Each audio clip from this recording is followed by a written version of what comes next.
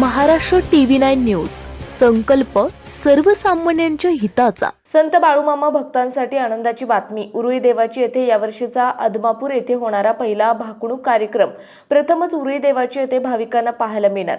25 जानेवारी ते 30 जानेवारी पर्यंत उरुळी देवाची येथे संत बाळूमामा वार्षिक भंडारा यात्रेनिमित्त उरुळी देवाची येथे विविध कार्यक्रम आयोजित करण्यात आले आहेत.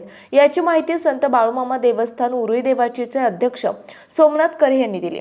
आदमापूर येथे होणारा यावर्षीचा भाकणुकीचा कार्यक्रम तसेच विविध कार्यक्रम संपन्न होणार आहेत. यामध्ये बगाम नंबर 16 उपस्थित राहणार आहेत. हवेली तालुक्यात प्रथमच एवढ्या मोठ्या प्रमाणात संत बाळूमामा भक्तांसाठी महापर्वणी सोमनाथ करे यांच्या माध्यमातून भक्तांना पाहायला भेटणार आहे. सोमनाथ करे हे उरुळी देवाची येथे विविध कार्यक्रम शासकीय योजनेची माहिती असेल तसेच सर्वसामान्य लोकांसाठी अहोरात्र उपस्थित असतात.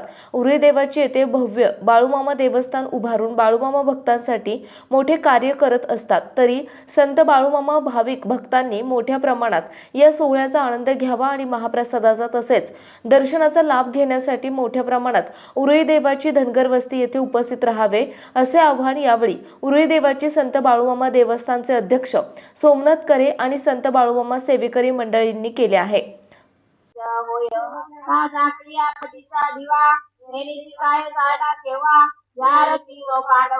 आज उरुळी देवाचे येथे संत बाळूमामा मंदिर या ठिकाणी आपण आलेलो आहोत. या ठिकाणी देवस्थानाचे अध्यक्ष सोमनाथ भाऊ करे हे माहिती देतील.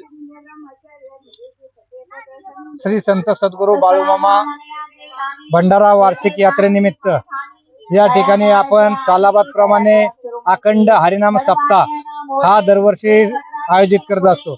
या वर्षी सप्ताहाचा प्रारंभ काल दिनांक 21/1/2025 पासून चालू झालेला आहे.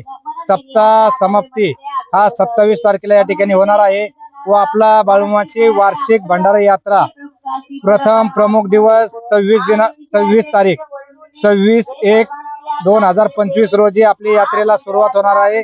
यात्रेचा पहिला दिवस आहे.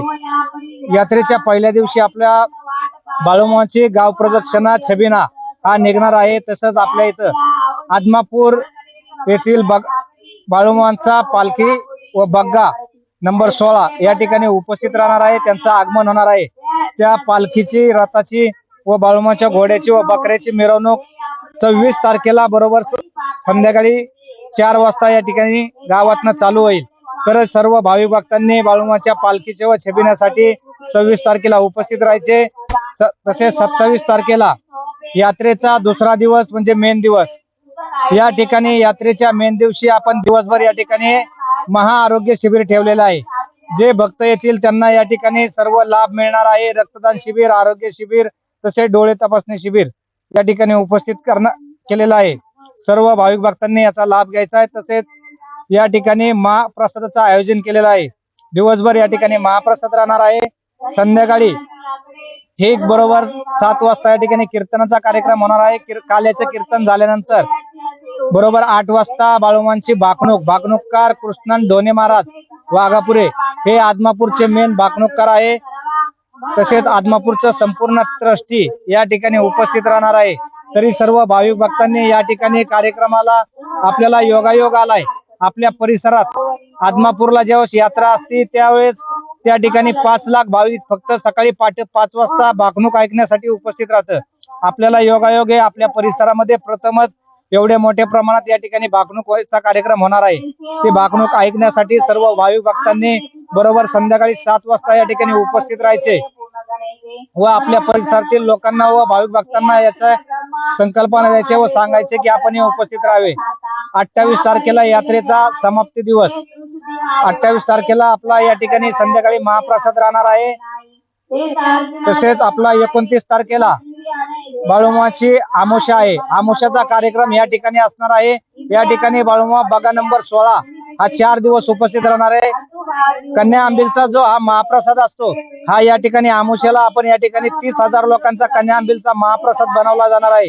तरी सर्व भाविक भक्तांनी आमोशा दिवशी या ठिकाणी बाळूमामाच्या बकऱ्यांचं, पालखीचं व मंदिरात या ठिकाणी येऊन दर्शन घ्यायचे व त्या दिवशी आपल्याला या ठिकाणी कार्यक्रम संपणार आहे. 30 तारखेला बाळूमामांची पालखी आपल्या सर्व गावकऱ्यांनी पालखीला आपण आपल्या गावातनं दुसऱ्या गावात आपल्या येशी पर्यंत सोडवायचा कार्यक्रम 30 तारखेला होणार आहे. सकाळी बरोबर 10 वाजता पालखीची सोडवण्याची मिरवणूक चालू होईल व बरोबर 3 वाजता आपण पालखी आपल्या येशीच्या बाहेर सोडणार आहे. तरी सर्व भाविक भक्तांनी या परिसरामध्ये येऊन आपला कार्यक्रम पाहायचा आहे, त्याचा आनंद घ्यायचा आहे. तसेच बाळूमाच्या पालखीचं, बकऱ्यांचं, घोड्याचं या ठिकाणी येऊन दर्शन घ्यायचं आहे व या ठिकाणी होणाऱ्या कार्यक्रमाचा महाआरोग्य शिबिराचा लाभ घ्यायचा आहे. अन्नदानाचाही या ठिकाणी लाभ घ्यायचा आहे. 4 दिवसामध्ये या ठिकाणी मोठ्या प्रमाणे अन्नदान होणार आहे. 1 लाख लोकांचं आपण अन्नदानाचं या ठिकाणी नियोजन केलेलं आहे. मी या ठिकाणी बाळूमा देवस्थानचे अध्यक्ष देवस्थानच्या वतीने सर्व भाविक भक्तांना विनंती करतो की आपण सर्वांनी या ठिकाणी उपस्थित राहायचे व कार्यक्रमाचा लाभ घ्यायचा आहे. धन्यवाद. जय बाळूमामा. आपल्या परिसरातील महत्त्वाच्या बातम्या पाहण्यासाठी महाराष्ट्र TV 9 न्यूज चॅनलला YouTube वर सबस्क्राईब करा आणि बेल आयकॉन प्रेस करा.